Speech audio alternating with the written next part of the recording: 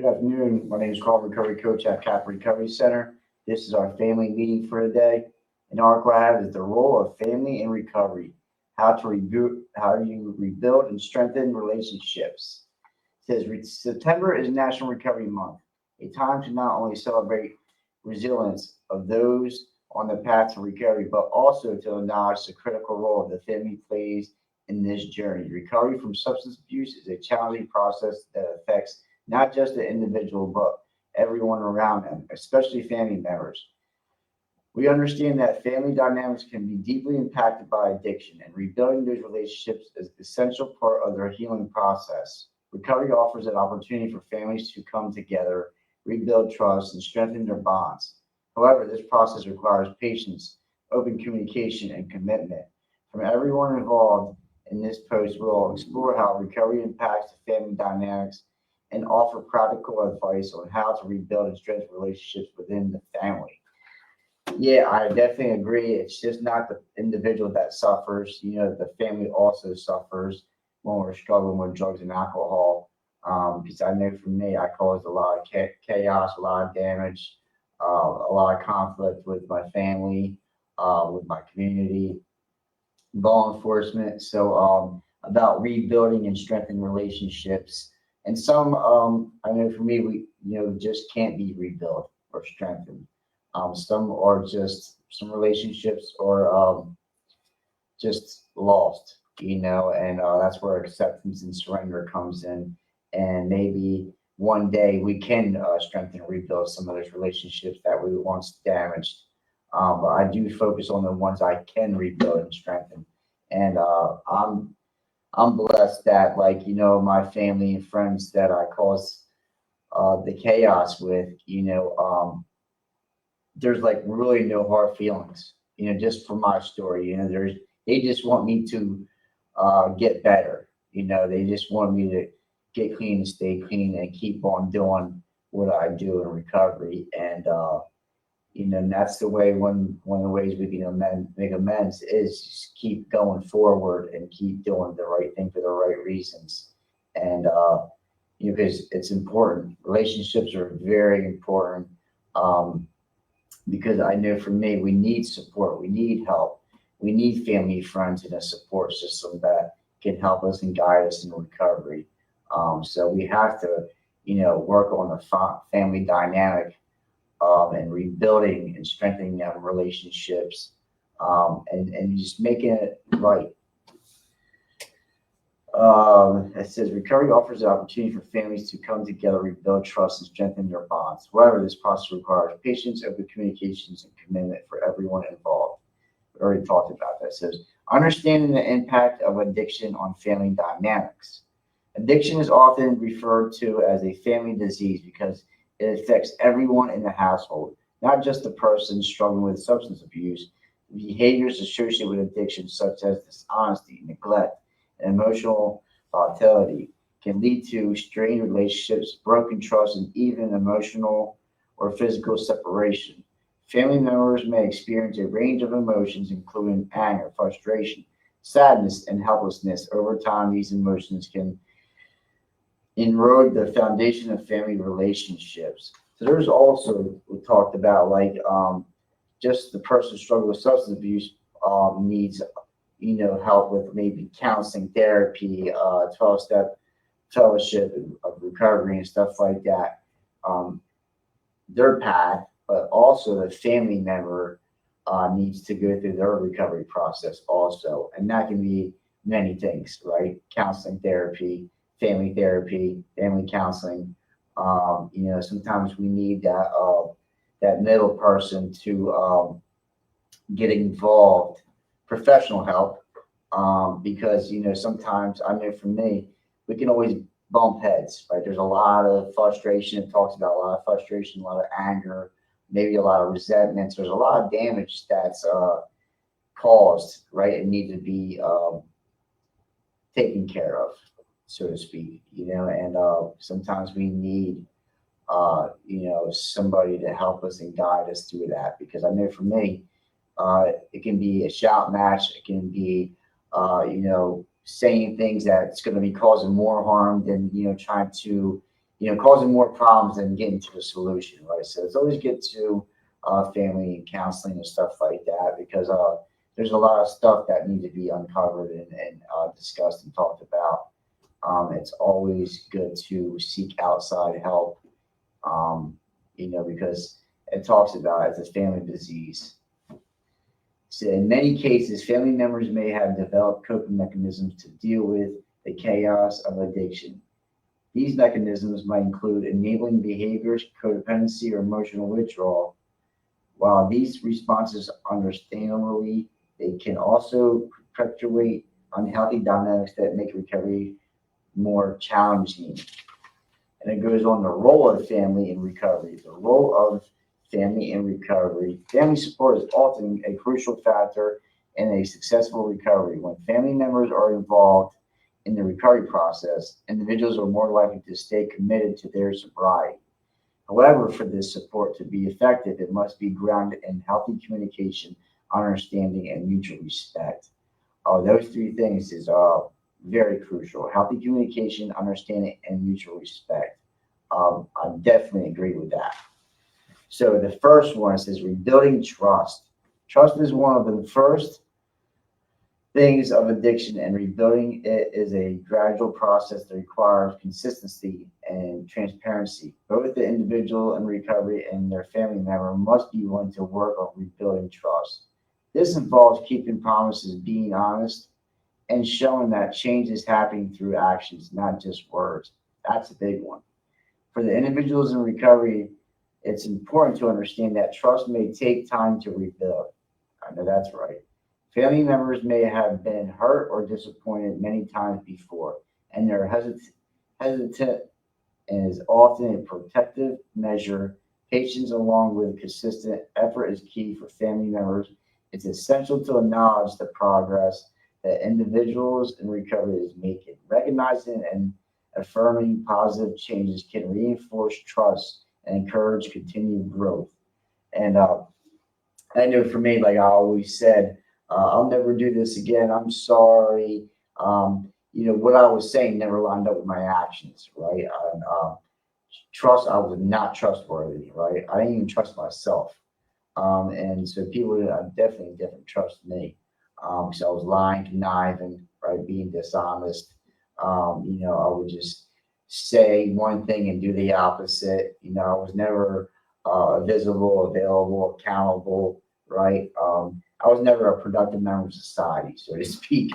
So, rebuilding trust, that takes time, man. And so, the plain fact of it, some people may never trust you again, and that's okay. That's something that we just pray and hope that maybe one day they will, but I lead by my actions today. I don't say things and don't mean them, right? I live by my actions and people see that like I am changing, which is an awesome thing. It says two, improving communication. Open and honest communication is the cornerstone of any healthy relationship, but it becomes even more critical in the context of recovery. Addiction often leads to a breakdown in communication, where conversations are either avoided or dominated by conflict and misunderstanding. Rebuilding communication involves learning to express feelings and needs in a constructive way. This might include family therapy sessions, where a therapist can guide discussions and help family members practice effective communication techniques.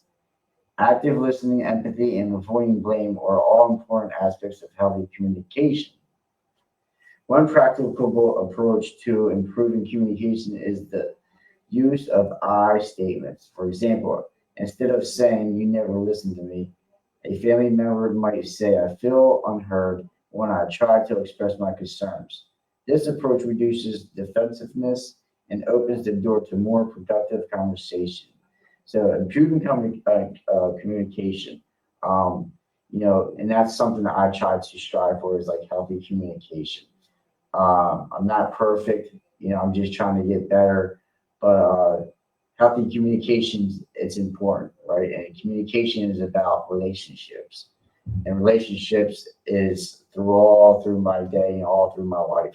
So I have to work on that stuff. I have to improve on my communication skills and being open and honest and being intimate with people and being, letting them know how I really feel, express my emotions and feelings in a healthy way.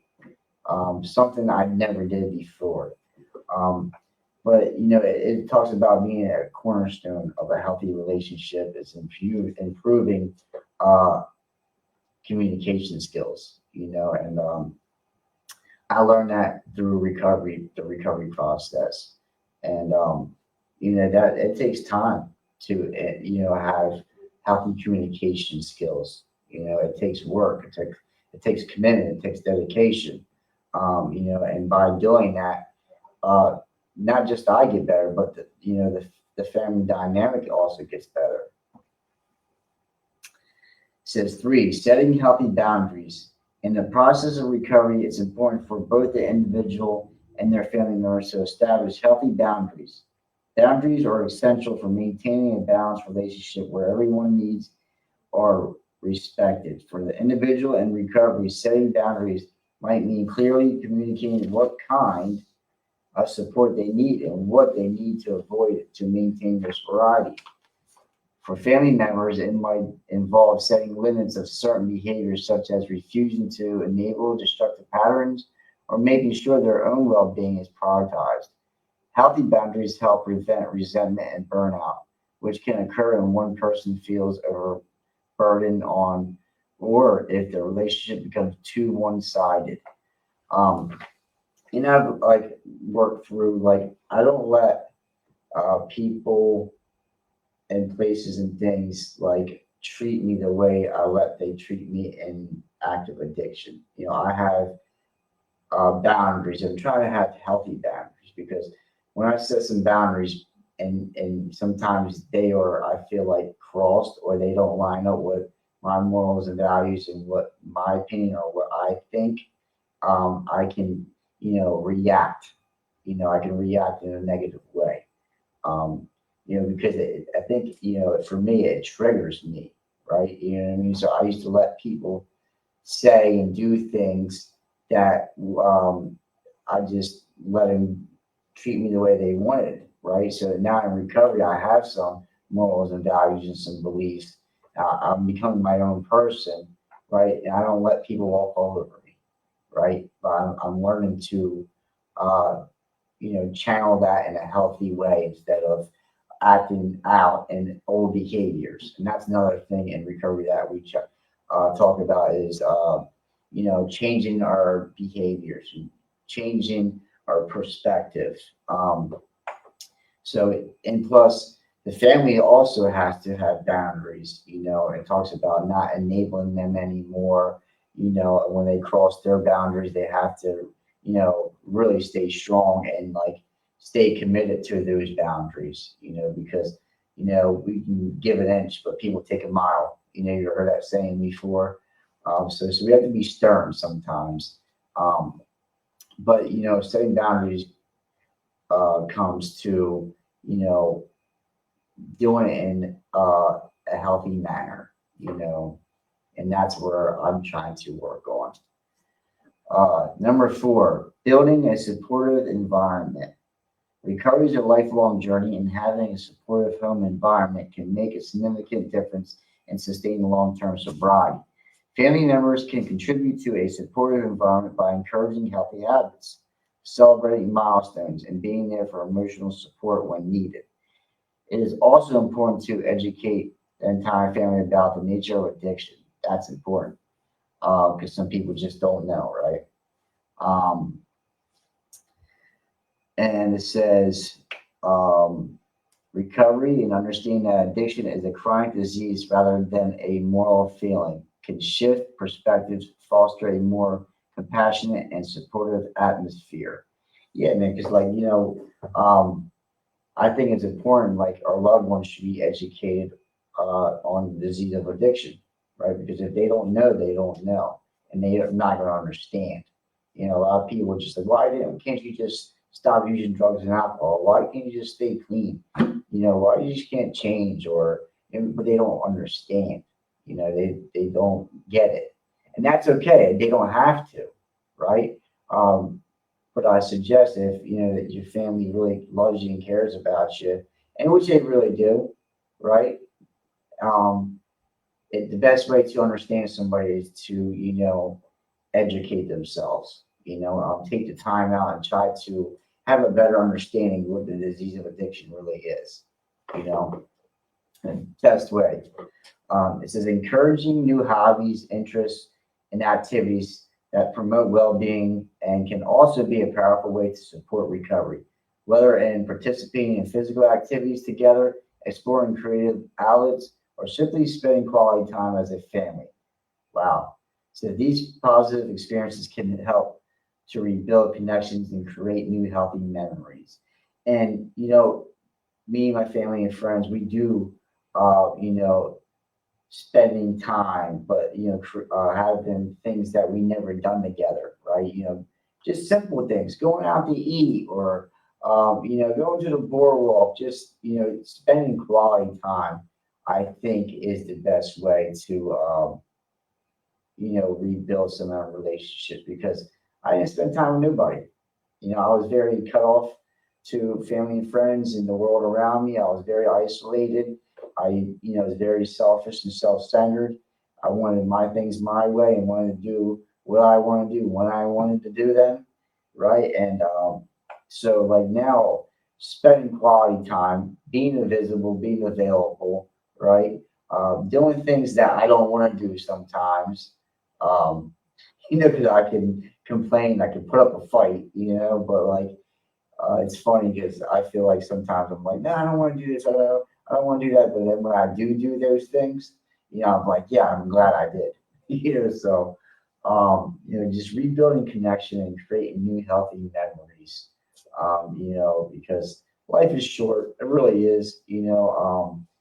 So short. It scares me sometimes. It's like as soon as the month starts, it's like already gone. So like building these new rebuilding uh, past relationships, rebuilding those connections, and also making new relationships and building new connections with people in recovery. And so relationships are very important. And the last part here says, reach out today. Recovery is a transformative journey that extends beyond the individual to encompass the entire family. By working together to rebuild trust, improve communication, and set healthy boundaries and create a supportive environment, families can emerge from the recovery process stronger and more connected than ever before. I think doesn't have to really pertain to what I've just read, but what I said earlier, I think it's important that the family also gets the help that they need. I know for me, from my story and the way I treated my family and friends, the way I behaved, some of the things were traumatic events, right? And I caused a lot of chaos, a lot of damage. I was, verbally abusive. I've done a lot of things that I'm not proud of. And so they have to also go through their, I'm sorry is like, um, genuinely, I am sorry, but that doesn't heal and deal with what really happened, right? I can forget, but I can't forget kind of deal. So the family also need to go through their recovery journey and their process and to, because they have to if they really love and care about you, they have to be with you, So um, together we fight, and also they have to, go on their own and do their recovery process, um, which is important. Let's see here. It says the National Recovery Month. Let's remember that recovery is not just about overcoming addiction. It's about rebuilding lives and strengthening families and finding joy in new beginnings. And that's something I try to achieve. New beginnings. Making new memories, letting go of the past because like the past is gone, and the only thing if I bring it into the present, it doesn't do me no good, right? because we can always visit the past. I always say, like, we don't forget, right? But I don't have to stay stuck. I don't have to stay stuck in the emotions and feelings when, like, the guilt, the shame, or some of these memories and traumas arise, because they will. But I have a new way of life. I have new coping skills. I have new relationships I can lean on and trust and call if I need help. But I don't have to stay stuck in the misery once where I was at before. I can just emotions and feelings ain't gonna kill us, right? I can let us the emotions and feelings really hinder me. So I just learned to deal with them and cope with them a lot better today than I did when I was in active addiction. But the family dynamic, the recovery process, it's important. It's essential. It's something that needs to be worked on. It's important. So that was our family meeting for the day. The role of family in recovery and how to rebuild and strengthen relationships. My name is Carl. I'm a recovery coach here at Cap Recovery Center. Until next time, we'll see you later.